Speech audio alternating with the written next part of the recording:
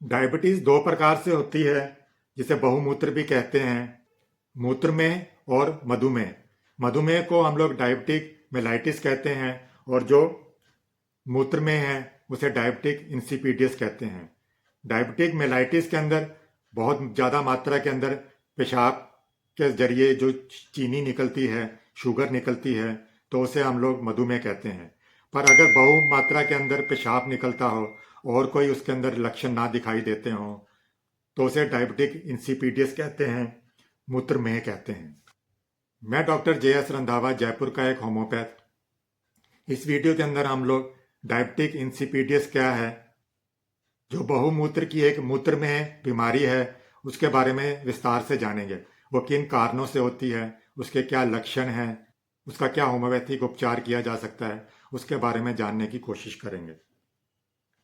जब पेशाब के अंदर चीनी नहीं आती है और पेशाब बहुत बार बार आता हो, बहुत ज़्यादा परिणाम के अंदर आता हो, उसकी जो स्पेसिफिक ग्रेविटी है वो भी बहुत कम हो और 10 से लेकर 25 वर्ष की आयु के अंदर स्त्रियों की अपेक्षा पुरुषों के अंदर जब ये अधिक मात्रा में हो तो फिर डायबिटिक इंसिपिडियस के बारे में सोच सकते हैं। इसका क्या कारण है? ये वंशगत भी हो सकती है, हेरिडिटरी भी हो सकती है, माता पिता के बाद में भी ये बच्चों के अंदर आ सकती है। इसके अलावा वायलेंट शॉक अगर हो जाए, स्नायु मंडल के ऊपर कोई शॉक हो जाए, बहुत ज़्यादा डर लग जाए, बहुत ज़्यादा शराब पीता हो, मस्तिष्क के ऊपर चोट लग जाए, तो भी ये हो सकती है। मस्तिष्क के अंदर अगर ट्यूमर्स हो जाएं, मस्तिष्क का जो मेडुला है कि कोई अगर बीमारी हो, ट्यूबरकुलर मेनिंजाइटिस हो, उसके कारण भी छठी स्नायु का अगर पक्षाघात हो जाए तो भी ये डायबिटिक इंसिपिडियस हो सकता है। उसके अलावा उधर के जो घातक रोग हैं, जैसे पेट के अंदर अगर ट्यूमर हो जाए, पेट के अंदर एन्यूरिज्म हो, ट्यूबरकुलर पेरिटोनाइटिस हो, तो भी ये उसका कारण बन सकता है। डायबिटिक इंसिपिडियस के क्या लक्षण हैं? अंदर साधारणतः जो पेशाब है वो बहुत जल्दी जल्दी बार बार आता है, परिणाम के अंदर बहुत ज़्यादा रहता है। पेशाब की जो स्पेसिफिक ग्रेविटी है इसके अंदर 1001 से लेकर 1005 तक भी रह सकती है, बहुत कम हो सकती है। जैसा मैंने अभी आपको पहले बताया तो साधारणतः 130 से 140 होती है, लेकिन यहाँ पर 1001 से 1005 तक रह सकती है। आप इसके अंदर पानी की तरह का हो सकता है। पेशाब के अंदर जो यूरिया है वो भी इसके अंदर अधिक दिखाई दे सकता है।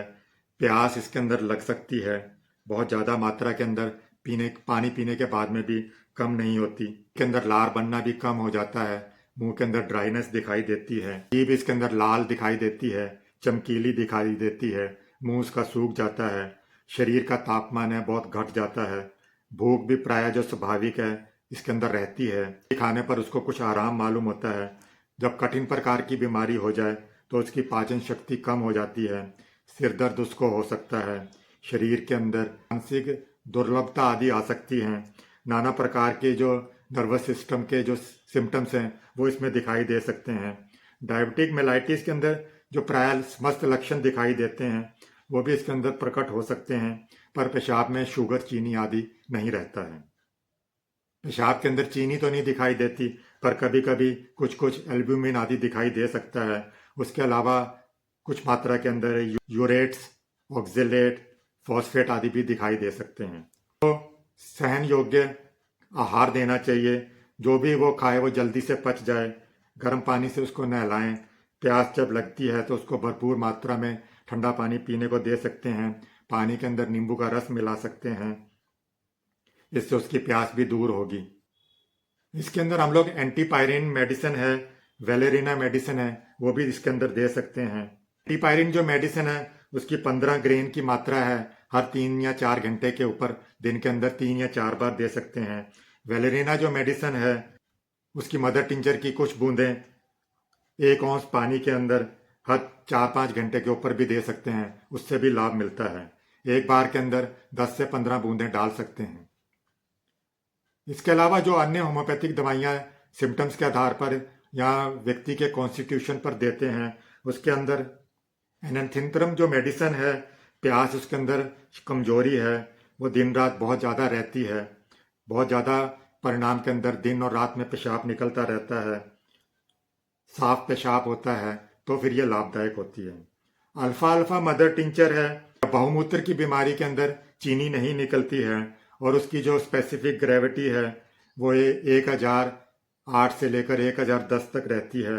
बार बार उसको साफ पेशाब आता है, प्यास उसको रहती है, कभी नहीं रहती है, तो फिर ये अल्फा अल्फा मेडिसिन लाभदायक होती है। एसिड फॉस्फोरिक जो मेडिसिन है, जब उसके स्नायु या नर्वस सिस्टम में बहुत ज़्यादा दुर्बलता हो, पेशाब बहुत ज़्यादा गाढ़ा हो, दूध की तरह का सफ़ेद दिखाई देता हो, बहुत अधिक परिणाम में निकलता हो, तो फिर ये लाभदायक है। हेलोनियम मेडिसिन के अंदर भी बहुत ज़्यादा मात्रा के अंदर साफ पेशाब उसको आता है, पेशाब बार बार आता है, उसकी स्पेसिफिक ग्रेविटी है बहुत कम रहती है, बहुत ज़्यादा उसको कमजोरी महसूस होती है, दिनों दिन उसकी जो बॉडी है सूखती जाती है, क्रिश होती जाती है, गुर्दे की जगह पर भी असहनीय उसको दर्द हो सकता है, हमेशा वो सोने की चाह रखता है। तो इसके मदर टिंचर की हम लोग 4-5 बूंदें अगर कुछ पानी के अंदर दें दिन में 3-4 बार, तो भी वो लाभदायक होती हैं। सीकल कोर मेडिसिन के अंदर भी उसको भीतर से तो गर्मी लगती है, पर बाहर से उसको सर्दी मालूम होती है, शरीर के अंदर जलन रहती है, जलन की वजह से वो बदन के ऊपर कपड़ा भी ओढ़ता नहीं है, एकदम वो कपड़े को उतार देगा, उसे बहुत ज़्यादा बेचैनी, प्यास होती है, खट्टा पानी पीने की भी उसको इच्छा होती है और वो बार बार इसके लिए आग्रह करता है। नेट्रम्यूर मेडिसिन इसके अंदर बहुत ज़्यादा परिणाम के अंदर जब बार बार उसको पेशाब होता है, बहुत प्यास लगती है, शरीर है उसकी कमजोरी हो सकती है, मानसिक कमजोरी हो सकती है, एनीमिक है, रक्तहीन हो सकता है, शीर्ण हो सकता है, छींकने पर, खांसने पर, हंसने पर भी उसका पेशाब निकल सकता है, कलेजा उसका धड़क सकता है, शरीर उसका सारा कांप सकता है, शरीर के अंदर इरप्शंस आदि भी दिखाई दे सकते हैं, शरीर के अंदर खुजली भी हो सकती है, तो नेट्रम्यूर लाभदायक है। स्किला मेडिसिन जो है बहुत ज़्यादा मात्रा के अंदर उसका पेशाब होता है, कभी कभी पेशाब का जो परिणाम है वेग है बहुत ज़्यादा होता है और वो उसको कंट्रोल नहीं कर पाता, तो उसके कपड़ों के अंदर ही वो पेशाब निकल सकता है।